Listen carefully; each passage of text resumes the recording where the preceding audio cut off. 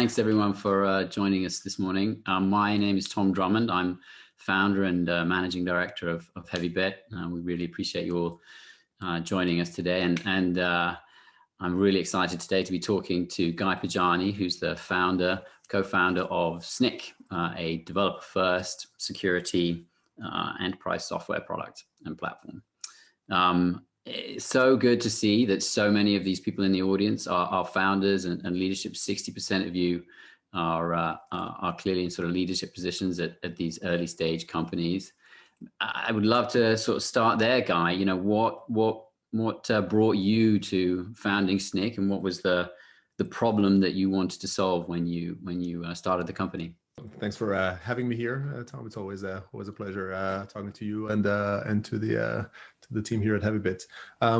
So Snyk is my sort of second time around. You know, my first startup was Blaze in the web performance space, which I sold to Akamai, and I was CTO there for a bunch of years.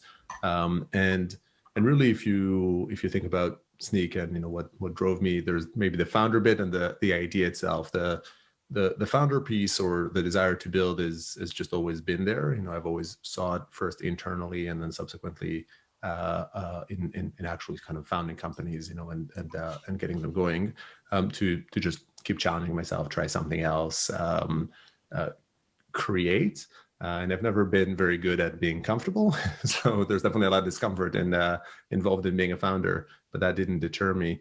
And so after a few great years at Akamai, I got the itch, you know, to found another startup, and I felt I learned a ton at Akamai, and I'm very, very kind of grateful for my time there and the opportunities. But I felt like it was time for me to start a new business. And having founded you know, what I felt was a great company and had a great outcome at Blaze, but fairly short, I sought something that was a bit more, you know, shooting for the skies, you know, sort of trying something pretty big. And my history goes back to the early days of application security, having built the first web app firewall and web app security scanner, AppShield, AppScan, and then basically for about a decade, you know, and through two acquisitions, this was Sanctum acquired by Watchfire, acquired by IBM. We've always wanted to get developers to embrace security, but you know, we couldn't really. I even built a product called AppScan Developer Edition, and in hindsight, I would say that it was a product that was a security and auditor product built into a developer environment, but it didn't really think about the developer as the user at the time. And it succeeded. These products succeeded financially, but not so much in getting developer adoption. And so my primary kind of a eureka moment, if you will, was, you know, in the 7 or so 8 years that I was in the world of web performance, I was very involved in the first waves of the DevOps movement and the understanding that you know, first, the need for getting developers to embrace security is greater than ever, but also that there's a methodology now, there's a playbook, there are ways to successfully build products that developers will embrace. And to do so, you need to build a developer tooling company that tackles security, that puts the developer first, you know, hence that tagline we have about dev first security. And so that's what we sought out to do. And this dev first security, and we can talk about this some more, permeates everything. That approach, you know, infected, you know, the go-to-market and the logo of the company, and even the culture internally, and absolutely the sort of the product UX and how we build it and how we try to solve the problem. Why do you think the developers were sort of reluctant to embrace security products or build better security into their development workflow? My view is that you know, first of all, every developer, you know, out there, if it was the same effort for them to build secure software or insecure software, they would always choose to build secure software. You know, the ones that are not are really problematic, but they're very rare. So really, the question isn't why aren't developers, why doesn't a developer want to tackle security? That's not the reality, but rather that they don't want it enough to overcome the friction. And I think that's kind of true for pretty much any problem that you take on. There's how much you want it, how much you care, and there's how hard it is. And you need to figure out whether you increase the caring or whether you drop how hard it is. And that's what we tackled. So my view, and I think that's still true today, and there's great opportunities there, is that security was just too hard for developers to do, because the products that were built were not taking in mind, or not sort of built, focusing on the challenges or the needs of that developer. And so it just resulted in something that required pretty heavy conviction, or a pretty, somebody to sort of shove it down your throat, right, and require you to do it, to adopt it. And I think our primary accomplishment at Snyk was to make security as easy as it can be. It's still work, it's still an effort, but we try to weave it into the developer's life. And there's a lot of ways to achieve this. If I throw a few quick things that I think are actually very applicable in other areas as well, is, for example, the Git integration. The fact that security audits are really a form of collaboration, of code review. You build something and then you want to interact with the team and review it. And for the most part, code review happens in Git pull request. The key collaboration of reviewing your code. And so we built integrations around that surrounding, which required some specific tech, and that allowed us to integrate and build that. And probably even more notable is this notion of the automated fix pull request. So we found a bunch of issues, we found vulnerable open source dependencies, and we figured that a developer's job, like arguably an auditor's job, ends with finding those issues and then logging them or reporting them back to development. But a developer's job doesn't end with finding the issue, it ends with fixing it. And so we really put in a lot of effort into completing that circle and actually opening a fix pull request to the issues that we found. So these are just two of many examples of just thinking about this problem in the sense of what's the ideal product for you as a developer who wants to build secure software, but you also want to do a lot of things, so you need it to be within a certain reasonable level of effort. And in terms of sort of making it easier, making it simpler for developers to adopt, obviously, yeah, you mentioned some Git integrations there, but are you mostly relying on your own intuition as founders to figure out the features and pieces that make it developers' lives easier, or was there a process or system that you had for measuring even how easy it was to get your product up and running with a new developer? I think it's always a certain balance, but especially at the beginning, you need to have a certain amount of vision. And I think where data kicks in is in validation, and or where customer data kicks in is on the tail end, or sort of after you've built it, and in validation, both of what you're doing, but also of how you're doing it. We can dig into it in a sec. And then before, in an appreciation of the pain point. So when I look, if I look at Snyk as an example, the space that we chose to start with was open source security, and this notion of you're using libraries, they're vulnerable, you need to find out which libraries you're using, and you need to want to tackle that. And what we did hear from customers is a validation that they even care about the space. And we learned that developers generally are uncomfortable with dependencies. So the nerve, you still need to find something that developers are bothered by for them to pick this up. And that was really the vicinity of the area that we've had. And it was intuition, and then validated through customer conversations. It wasn't the pain point wasn't security so much as those dependencies, right? And then tipping that in. And then the thesis of how do you build it, how do you fix it, that was always an iteration. So for example, in Snyk's case, the idea of providing a dependency tree. So instead of giving you, hey, here are 500 libraries your app depends, but rather painting this as a graph. Or the idea of giving you precise fix guidance of saying you're using A that uses B that uses C, C is vulnerable, here's the minimum change you need to do to A to fix that. That was intuition. That was sort of the original path. But then, for instance, what we've observed is when we built this, we built a CLI only, and we built a beta of that CLI, and we had great feedback, great usage. People would download it, they would run it, they gave us they tweeted good things, they gave us good feedback, and they never put it in the build. They just and we said, like, the thing to do is to put it in the build, but just didn't put it in the build. It was too much effort to put it in the build.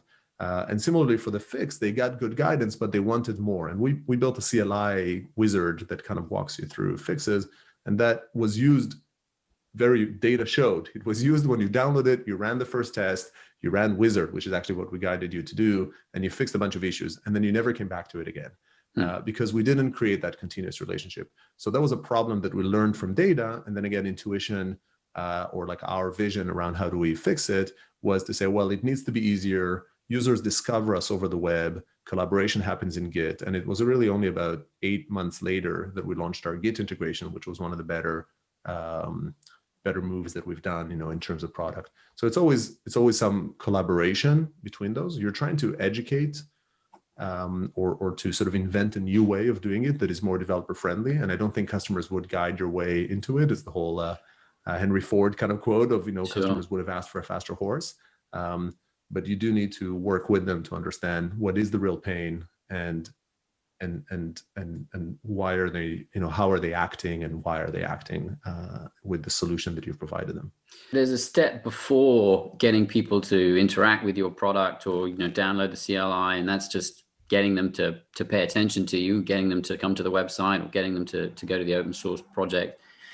How did you think about that in the sort of the early days of the business when you wanted to introduce essentially a new set of concepts to developers? How did you entice them or get them to come and even take a look? I think that's a very important question, and one that is actually one in which we invested proactively a fair bit, and I advocate doing it. So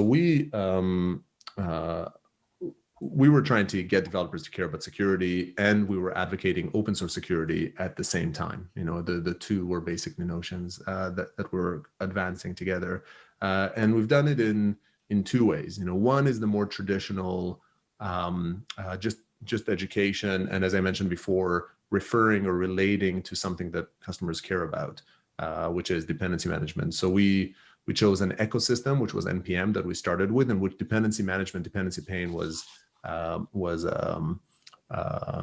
sufficiently discussed, was sort of understood that it's an issue, sure. It's a challenge, but also a place in which consistency of the community was kind of just the right size. It was like Ruby was when Heroku and New Relic came out. It was big enough that there were sort of enterprises building it and a big user community, but small enough that you can make your way to the top in terms of talking to the leaders in this community and becoming an influencer in that community. It was consistent enough in methodologies. It hasn't sprawled as much, in terms of those, so we can build things. And so one aspect of it was just becoming a part of that community, investing in good education material, getting to relevant conferences like NodeConf and others, Node Summit, engaging with sort of leaders in this space. So it was more about within that niche that we picked. It wasn't a tiny niche, but still a niche. Just being out there publicly speaking and referring to how do you address this problem, always in a non-pitchy fashion, but also always with an eye towards our solution. The other thing that we've done, which is not always available, but I think is important to try, is being free for open source. And generally, open source projects are a great virality vehicle, but they're also a great role model. Generally, you don't see really beyond the blog post and all that. You don't see how most companies develop software, but open source software development happens publicly.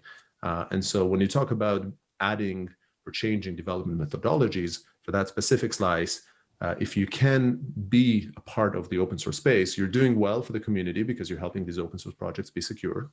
But in the process, one is you're getting direct visibility. When an open source project that has 100 watchers on it uses Snyk, and we open a fix pull request to fix a vulnerability, 100 people get an email. These commit statuses show up when somebody reviews those projects. So all of those create a certain natural virality and visibility element. But then also you're teaching them a methodology. You're showing them that this is a means that can be done, and then people would come along and they would bring it into their home. So I would say, clearly there's a lot more to it, but those are the two primary means in which we established ourselves in terms of visibility.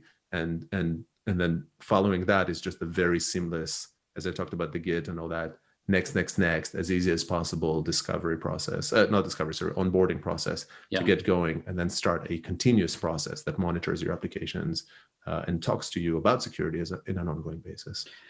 Being free for open source projects is certainly, I think huge value to a lot of users. But what about actually building or developing open source software yourself and giving that back to the community. Is there any part of Snyk that is open source, or to what extent do you actually develop in the open and allow people to use software that you've written?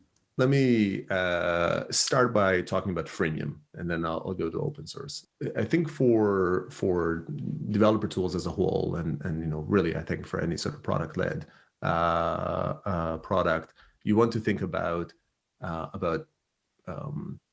whether you want to have that sort of freemium tier of users that use it. And when you think about freemium, and these are people that would use the product in an ongoing fashion, and they would never pay, like they would sort of never really get to the point in which for a certain set of use cases, those people might eventually pay, but for a certain set of use cases, they shouldn't need to pay.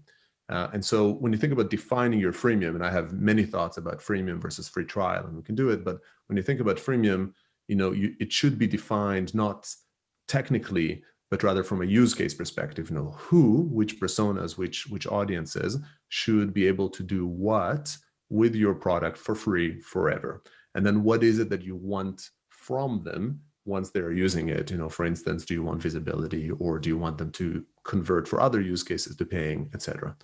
And so Snyk has a very rich freemium user base. We are free for open source, and for those users, really our return is that kind of visibility and influence that we talk about.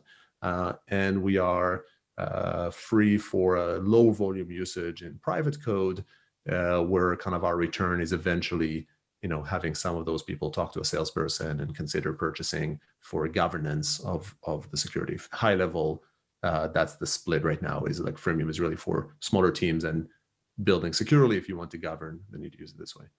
And so I know it sounded like I'm ducking the question, but basically I think the open source, I think, is a form of freemium. It's an extreme version of freemium because it's a one-way path, and it's also one that doesn't necessarily afford you as much a conversation. And I think open source, I know that for many people it's a principle. It's not for me. I think we are involved in the open source community, for instance, by being free for open source. We are active, sometimes lead the security working group of many open source foundations. We find hundreds of vulnerabilities. I think it might be even hundreds monthly right now, but many vulnerabilities in the ecosystem. And for a good chunk of those, we actually help contribute to the fix, or we help collaborate with the maintainers for the fix. But we don't actually have some big scale sort of open source project. We have open source clients, but not a full open source product that is usable. And I think for us, that's right. The way that we service that freemium audience best is through that freemium service, not through sort of freemium open source, for many reasons, including the fact that we need to maintain a vulnerability database in a constant fashion, and open source is not great at that. For other products, what I would advise is you need to think about whether it's right for you or not. For instance, if you're building something that you expect to get embedded into the Kubernetes and CNCF ecosystem, then there's a certain advantage to shipping something that is open source, right? If you think, databases today, there's a certain understanding from a data perspective and things like that, data sensitivity, there might be a bias to doing open source. But my view, my philosophy, my advice here would be to not start from open source, not open source, but rather start from saying, do you want freemium or not? And then how do you reach this audience that you have it? So is open source the right means to satisfy the use case? Is open source the right means of distribution? And I think oftentimes the answer is no, and companies get stuck open sourcing first because it seems like a means in which they would get distribution or they would satisfy it, but then they get stuck delineating the use cases for which they want to charge and the ones that they want to give for free. So bit of a long-winded answer, but yeah, no, that's great. That's great. And just to sort of kind of pull on that thread a little bit more, I mean, obviously there are elements of your freemium product, or there are limitations. If you're not building open source software, there are limitations to using the free version of your product. How are you making those decisions about both, what's free and what's not free, other than perhaps the use case, but what are the sort of the axes or the dimensions that you're choosing to charge on? I think that's a journey that I would say is sort of still ongoing. So at a high level, the way we decide what's in and what's out is use case driven. And I'm a bit of a broken record here, but it's very, very important. It's not about a technical limitation. It starts from use case. And for that use case, we want customers to be successful. So what you definitely don't want, you have, for instance, if we gave you the ability to run 5 tests a month, and we say the best practice is to put it into the build, and we're looking for modern companies running a lot of tests, that just doesn't work. It's not a freemium, it's a free trial. It's a means of trying out the product, but you can't actually successfully use it by putting it in the build. So we define use cases, 2 key examples for, they don't have to be fully straightforward, but they need to be simple enough to reason with, to sort of reason about. And so clearly we are free for open source, and that's kind of one key element. And then the other is, for smaller teams, like the high level definition for us is that for smaller teams, smaller development teams that are looking to build continuous security into their product, they should be able to use the product as is. And that includes smaller teams in the enterprise, for instance. It's not just smaller businesses, but it is smaller teams. So that the way that we've chosen, so this is the logic for it. Now, tactically, a measure of open source has to be very, very simple. And so the measure that we put in place for the freemium tier is the number of tests. Basically, how many times do you ask, am I vulnerable? And we bundled in, the test that you might run in the CI, but also the test we might run in the background for you on a daily basis to see if a new vulnerability was disclosed and alert you about it. And we figured the number of tests it's a very, very simple test or like measure. And so it's very easy to track it, and we have visibility in the product to see where you are. One thing that we have done is we have very soft limits. So in this conversation, say you put it in the build and you hit your 200 tests a month monthly limit, do you want us to break the build? And a very important decision we've made, which I absolutely vouch for, is the answer is no. We do not stop working. And it implies the test is soft. We're in there. What do? Do you not test? You don't actually provide the security validation. And so we provide a soft limit. We have the ability to break it, which we absolutely very rarely do, to actually turn that on and say, no, okay, look, we've bugged you a whole bunch of times. You're over the test limit. You should break. Maybe in the future would be a bit stricter, but we definitely don't just right away go off and break the build, because the likely result of that is someone's going to pull us out of the build, and that's the whole system. In contrast, in our Git integrations, we have the ability to fail, to not run the test and do so visibly without being disruptive to the process. So over there, we do block that test. So that interaction around hitting the test limit is different. And what we didn't do, if I add one more bit, which is on the pricing front, we had the choice to say, do you want to build by test? And we actually decided that we don't want to build by test, because test is a very utilitarian kind of a measure. And when somebody buys Snyk or sort of purchases a license, then we think that our value is best measured by the size of the dev team. Basically, the more developers you have, the more app you have, the more value we provided. We provide developer productivity. We help those developers build secure software. And so we charge by the number of contributing developers, which is, we think, a better proxy for value, but is not as clean from a tracking perspective and all that. So in the pricing, I would say most important thing is aligning to value to the extent you can. In the freemium tier, you really have to have something that is very clear cut. Are you over the line? Are you under the line? And then don't be disruptive where you can avoid it. You mentioned at the start of that it's been a sort of journey for you. Was there a point at which you said, all right, now it's time to turn on monetization, or it's time to become more enterprisey, or is that something that's been sort of more of an evolution? There's been a lot of learnings here, but I say the main one is, so when we started Snyk, we had the freemium notion was known, we're going to have freemium. The developer count was a little bit more of an evolution. But what we did think is that, like many dev tools, we will have a free tier, and then we'll have a $20, $50, $100 a month type tier that allows you to kind of start moving up from the free tier to premium, and that failed spectacularly. Basically, we built a product, we accumulated thousands, then tens of thousands of users. We turned on the GA, we put the pricing, we had a grace period for sort of the free users. and we expected the floodgates to open, and lo and behold, not even like a very mere trickle kind of came over. And when we dug in, there were many reasons for that. And you know, it really boils down to the fact that we haven't really fully defined the use case for the purchasing is I think the reality. We defined the free and the paying, you know, in the free view, but we didn't really define what does the buyer need. So we didn't have an appreciation that our buyers have slightly different needs. We realized that today I can say, and we kind of learned this over time, that the primary reason people purchase the license of Snyk today is for broader governance. So you say, well, in my business unit, I want to know what's going on. The person signing that check tends to be central, platform or security, versus an individual developer that is the person, or sort of a small dev team. If you have 3 directors of engineering in your group, it doesn't really make sense for one of them to govern their open source usage with Snyk, and for the other 2 not to. It's less natural for them to do so. And so we learned that governance unit is probably the one in which, you know, a purchase should be done. And so what we did is we basically increased the open source, the sort of the freemium piece of it. So we gave a much more generous free tier so people can stick around for longer.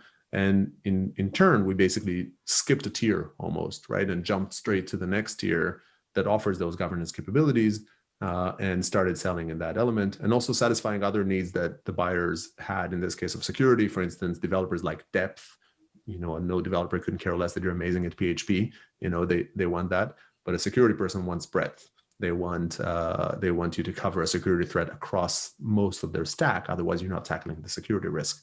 So satisfying those 2 was probably one of the biggest challenges we've had, and I think good execution got us there. But all of those learnings led to where we are today. What I'm saying it's a journey is I would posit that it's possible that today the industry has changed 5 years later, 4 or 5 years later. I think the notion of a product that offers continuous security before governance may be viable.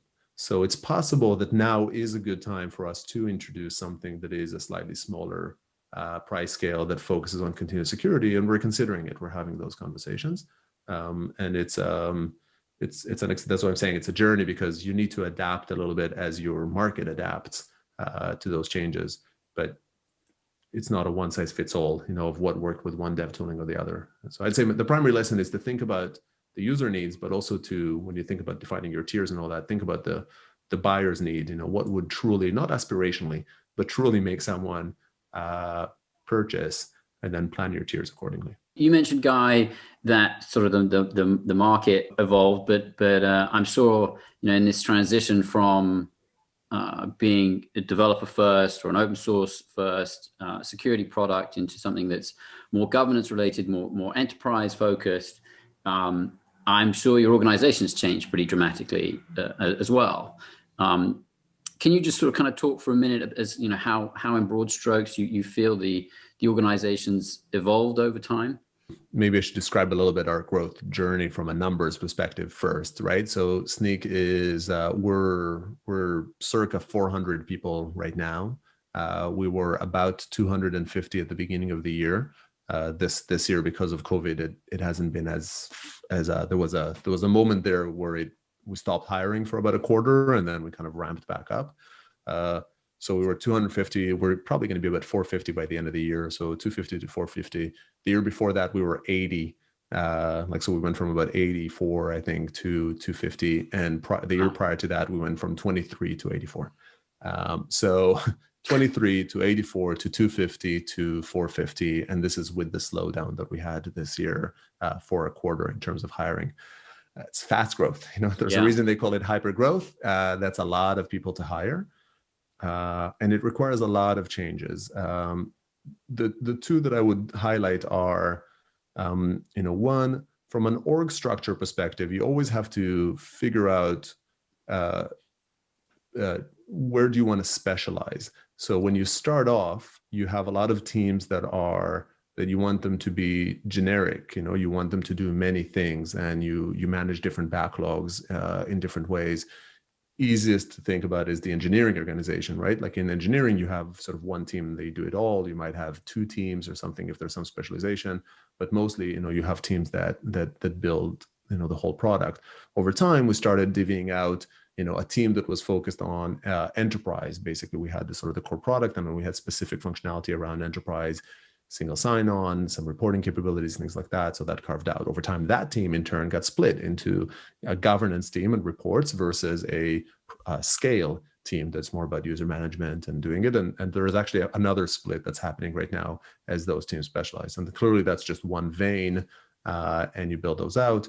As we launch more products, there's specialization for those products. So one thing that happened, and that you always have to reassess. And we did that reassessment constantly, but really heavily every 6 months or so, is to just reassess what's the right org structure. And you try to do that ignoring people, to say, well, what's the right means of ownership? And then try to figure out how do you fit it into the people versus the other way around of what else can the person X do? I think that doesn't get you the right element. And, if you're a technical founder, you can think of it as architecture, you can kind of code your way this way. You need an architecture of your organization. And then you need to kind of figure out how people fit into that, right? If you start from the people right away, then, you won't get to the right result. The second thing that's very important and that's sometimes a bit more hard to stomach is the leadership. And that's really when you talk about when is it that you need to balance bringing people from the inside versus getting external talent. It's true for specialization. It's a little bit easier to stomach it there if you need an SEO expert or you need someone who has proficiency in a tech space. It's harder a little bit when you think about management. It means you can't always promote from inside. And really the ideal, and we've done it sometimes better, sometimes worse, is to have a mix of people that you promote from within and that embody the DNA of the company and what has made you successful so far and give your talented individuals an opportunity to grow. And from outside, especially when you're growing so quickly, because it's impossible to think when you're growing at the pace that I just described, that everybody would grow their capacity at the same pace, right? If you have someone who manages all of a function and in 1 year, that entire function is them, and then the next year it's them and 3 people, and then the next year it's them and 15 people, not everybody can grow. In fact, very few people can grow to be the right person to hire within a year. And especially when you grow that quickly, people don't necessarily have as many cycles to just naturally invest in self-development. So they need to grow on the job. And it doesn't mean that they're not talented individuals. It just means, it's a very fast pace of growth. So depending on their background, sometimes people have stretched down to take that job. And for those people, it's a little bit easier because they grow into that job. For others, it's not. So what you need to do, and we've done a fair bit, and we keep doing because we keep growing at this rate, is to hire people from outside, and that includes that statement is true throughout the company, but it's especially true in the executive level, because what happens in execs is you lead the entire function. It's a bit easier to say when a manager is like, there could be multiple directors, and you can hire another director. For an exec, it's almost always effectively a demotion. You used to run this entire function, and now you're running a subset. Somebody's being brought above you. And that's hard to stomach, but it's massively necessary. The key guidance, so we can talk about one big change we've done is I stepped down as CEO and brought in a CEO to take my place. And we can talk about that. But I would say when you're hiring leaders, and especially execs, you should make sure that you hire someone who is stretching down to your size. What you don't want is to have someone that right away as they join, if you're at whatever, they need to manage 40 people, if you use that as a measure, you don't want to say, hey, I want to bring someone who has managed 40 people in the past. You want someone who has managed 100 people in the past, so that they stretch down to your size, they can build that up. And in a year's time, they have a little while in which they just need to grow into your surroundings. They don't need to grow in that aspect of the job. And then they're sort of set up to grow. How has the split changed over time between engineering, marketing, and sales? If you think back where you are, say, this year, where you intend to be at the end of this year versus where you were at the end of last year versus the year before? How do you think about the sort of the split in terms of headcount and investment? Yeah, I think I'll describe like 3 quick phases, right? Which is, at the beginning, sales is minimal. You've got nothing to sell, so it's all about R&D. As a founder, you're out selling. You might hire an individual in marketing or an individual in sales, and you build those out. But as numbers go, they're tiny. Once you kind of hit that fabled kind of product market fit, but basically once you have a product that is demonstrated to be something people need to buy, a big part of what you're trying to do is to get it in front of people, and to get those people to enjoy that tech. But in the meantime, you're probably still very early, because if you built this correctly, you've built the MVP, you've built the early product, so you have a lot to grow. And so the sales organization and go-to-market organization, sales, customer success, marketing, they grow to accommodate more and more need. They basically derive out of the revenue number that you achieve. But the reality is that piece of the business, that grows very rapidly, because the engineering is growing, at a more regular pace, if you will. But this is going from nothing to a fair bit, until it ends up being roughly matching, the size of the organization. And alongside that grows the G&A organization. But at the beginning, finance people, all of that is again, you might have, like an all powerful kind of a receptionist / people / kind of accountant, and outsourced a bunch of stuff. Over time, that being able to successfully support, a larger revenue stream, a larger organization, you just need people that are sort of more dedicated to those jobs. So they grow. And then in the phase that we're in today, we're kind of looking to public benchmarks, and those exist. So you look at companies that are product led, you try to create a peer group of companies that look a little bit more either like you or ones that you want to look at, and they give you percentages, and you need to choose where you are on the continuum. But there is a certain range that you should expect, especially if you think about in the future going public, and you think about, what would the investors expect there, but also as a healthy barometer of how do I relate to, because the natural tendency is for engineering to always want to just like basically be, no, I want to be 80% R&D. As well, sure. In most cases, that doesn't really work that way. And you compare it to the benchmarks, and you try to not go below, so you don't get overly tempted with the sort of revenue targets and all those. And frankly, engineering is the question, because G&A kind of has a certain math to it. Sales and go-to-market is a very straightforward math. Most of the heads that you have there, most of the people you have there, derive out of the number. You want to sell X ARR. There's so many, reps. Every rep carries a certain amount of quota. You expect this much quota attainment. Every sales rep needs a certain amount of SEs. Marketing needs to generate pipeline. We need to do those. Customer success can support that many customers. So there's formulas for the majority, for the lion's share of the headcount there.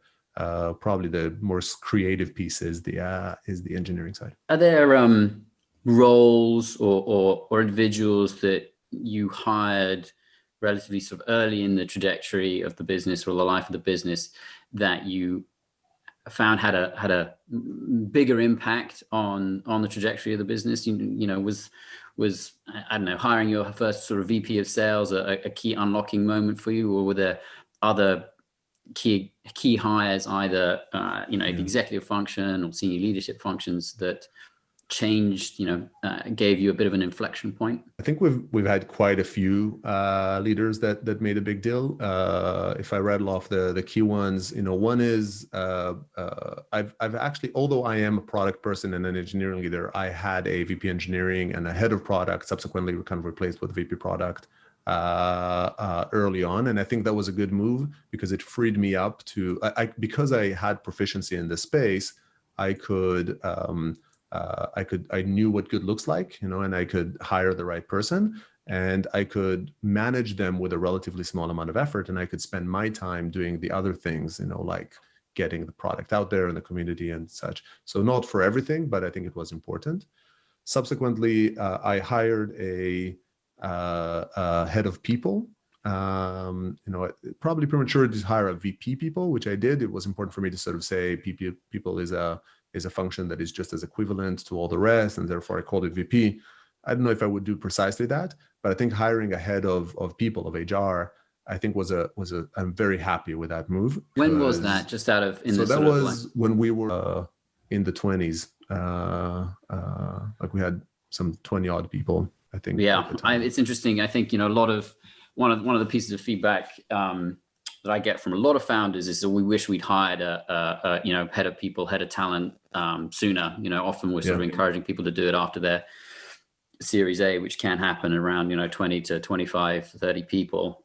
It's amazing how much one of the key challenges for any large organization or any fast-growing organization is hiring, and having someone dedicated to that. It's just game-changing, I think. I think hiring is a big deal, but also the talent, just thinking about how to build the company right. It comes back to that architecture. It's sort of like saying, how many engineers do you want to do until you want to have someone who is dedicated to kind of ensuring, or like majority of their time is sort of, dedicated to ensuring that the architecture is correct. Or I think it's just important to get it right. Hiring clearly becomes the primary kind of part of their job, and even the hiring processes are important, but also just the methodologies inside.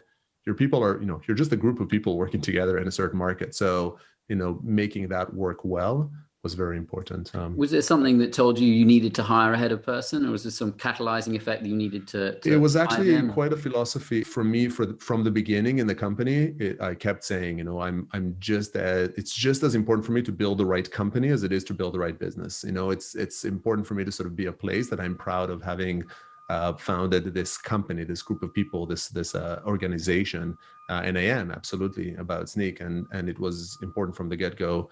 And so hiring kind of that head of people was just my decision. Nobody got in my way, but it was and clearly, yes, most of their time at the beginning was more sort of recruiting oriented. You needed to have enough funding. I think it was after a certain round of funding that I allowed myself to do it, but I knew it was important from the early days.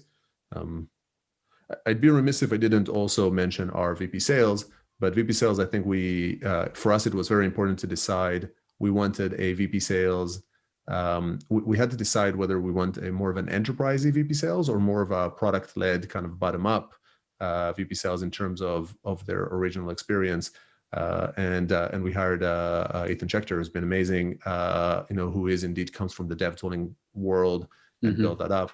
And that was a very conscious decision that I've sort of spoken about. I probably took a bunch of months to decide and spoke to many candidate VP sales. And just to say that we've already had, I think a couple of salespeople, maybe definitely one at the time. So we knew a bit more about the sales process. But it was very important for me to basically say, if you go enterprise first, it's hard to go back. And sure. I felt it was more important for me to anchor the transactional, methodical, product-led growth approach with the ability to do enterprise, which he has, but it was important to ensure that piece is done well. And then subsequently we hired a further, he indeed kind of ended up focusing more on that sort of transactional system, and we hired a different head of sales who was more enterprise oriented to sort of run the broader function. And I think both of those decisions were at the right time. Stepping back a little bit from the organization and thinking more about, your overall investment in developer tooling or developer products versus the enterprise user. How's that changed over time? Because, as you mentioned, it's very hard you start going enterprise too early. It's very hard to sort of kind of go back. How much do you invest in content marketing and the outbound efforts for developer focused usage versus for larger enterprise use cases? It's a really kind of important question, and it doesn't have like a very, very simple answer because oftentimes the product is intertwined. For us, developers are at the beginning and the end of the curve, right? So if I have a multi-million-dollar customer, on one hand, there's a question of, okay, are the developers at that organization start using Snyk on the free tier or on some sort of lower cost tier? And then, that led to the purchase. But also there's the question of once purchased, developers are at the other end of the curve. That customer will succeed or fail based on whether developers embrace the product. And so we have significant developer. So there's kind of two angles to it. We are developer focused pretty much like across the company, even in such a sort of large customer, because that's our promise to the customers. So our developer dedication is greater than that of our sort of product-led growth motion, if you will.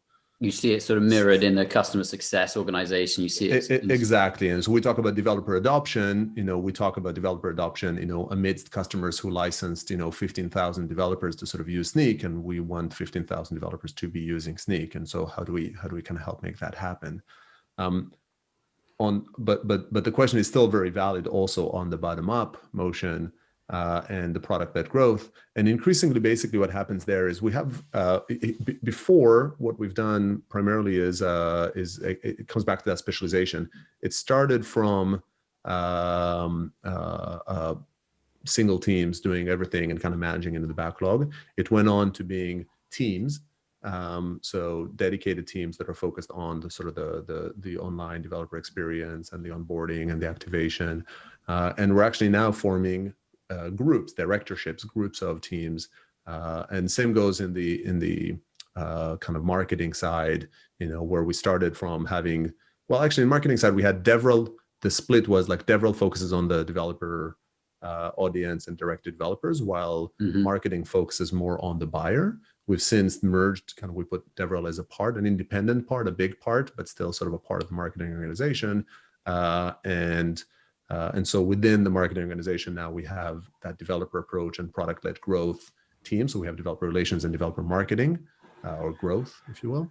And then, those peer up with those sort of peers in R&D. What we haven't done, and we've considered, and it's a fair kind of model if people want, is to put a single GM that manages the engineering and the marketing and all of that for the product-led growth motion versus not. In my opinion, that is less fitting, at least for us, because we don't want to distance. Everything is developer oriented. Everything needs to have that sort of blend of product-led growth, like including the product lines. So we want dedicated resources because we want to make sure it doesn't get starved in the midst of these big customers, because it is easy to get sucked into investing everything over there. But you don't want to distance, Sure. the engineers that work on that, the product people that work on that, and the marketers that work on that. You don't want to distance them from the rest of those organizations. It's not a binary choice whether you're enterprise or developer focused. It's far more of a spectrum, and you want to. It's just resource isolation, right? And fundamentally, that's the only two ways that you have means of prioritization. Like either you prioritize, you manage your resources either through prioritization, and when you don't have enough resources to split, then that's what you do, enough people to kind of work on it, or through resource isolation, through basically putting dedicated people to it. And over time, as you specialize, this is one of the more important specializations to keep in mind, because left to its own devices, it's really hard to ignore these large deals and not naturally rotate in the backlog. Sure. For just this, like just one more sort of a feature that the free online user would care about, but the sort of the multi-million-dollar customer wouldn't. So I think resource isolation is. Do you try and track and measure the end financial ROI of all of your investment in developer producting and developer marketing and the sort of the bottoms up piece, or is there a component that's still quite EQ driven, say, rather than quantitative? No, we increasingly are, and I wish we had been even more, but we are increasingly connecting. You want it to be one full funnel. I would say when a company grows quickly, you never have enough data. There's a whole million of areas where we're still too intuition driven as compared to what we want, but it's not because of a decision. It's just like sheer investment that is needed in a bunch of these places. But we have, the logic and the definition of saying, how does, what's the journey? What's the full customer journey coming through it? I would be first to say that this is an area that we want to invest more in. And it's, I don't want to paint a picture here where everything was perfect and we've made all the decisions kind of correctly right away. There's a lot of warts. This is something where, especially like middle of last year, we were tracking, but only a portion of it. So we knew from a free registered users, we knew to measure the path to a paying user. Over the last year and a bit, we've invested a lot in improving that. I think we have much better understanding of the ties between our community work, our free user base, all the way to paying customers. And I would still say that we have massive gaps. So some of it you have to take as a leap of faith, especially investments in community. You get an inbound lead. Is that related to your free tier? Yeah. Well, it probably impacted your brand. So there's probably a relation there, but you can't always measure it. But you have to have some data to track, because without that, you can't optimize what you can't measure. You have to do it. Guys, is there anything in particular that you think has been, a kind of key formative event in your journey with Snyk that has changed how you thought about building developer products, or has changed your preconceived notions about what it means to build a large enterprise software company or a developer company?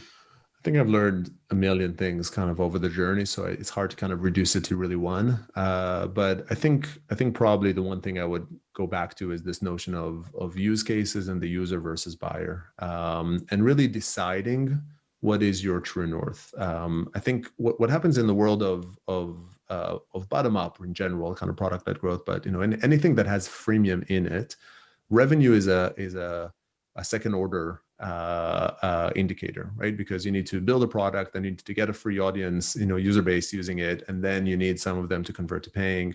And versus building a product and right away kind of going to paying. Neither is easy, but you need to acknowledge that if you're going to that sort of freemium path, you understand why you're doing it. You understand what is the measure of success. You have investors that are attuned to that conviction and share it. And you need to understand what's the true north. For us, there have been many opportunities to rotate, and in fact, those continue to exist. Many opportunities to over rotate towards security, and we stay true to this destination, to this vision, this belief that the only way to solve sort of security and application security, and what we call cloud native application security, to build secure software in this sort of world of DevOps and cloud, is for developers to build software securely as they build it, and we keep measuring and monitoring our actions, not on a daily basis, but on a holistic basis, compared to that true north. And if you don't have that, then you can succeed, but you'll become tactical. You'll address today's needs versus tomorrow's needs. So you need to have some perspective on it. Sit down, write down your use cases, your needs, and make sure that your investors and your team are all aligned with kind of that journey that you're trying to accomplish. I think that's probably a great place to end it. If people want to hear more about how to build software securely, they can listen to you on your own podcast. Is that right? Correct. I run a podcast called The Secure Developer, which Heavybit helped me start. And in fact, probably without the Heavybit affiliation, I don't know if I would have started it. So really owe you a great thanks here for the program, and to Ted, and for getting it up and running. And today, we talk to security leaders and development leaders talking about how to build secure software and how to make your organization do that as well. So you're welcome. It's called The Secure Developer. That's great. Where can everyone find it? It's on any of the podcasting platform. It's also specifically on the DevSecon, which is our community website. Thank you again so much for joining us this morning or this evening in London. We really appreciate the time. Perfect. Thanks for having me. Great. Thanks a lot, Guy. All right.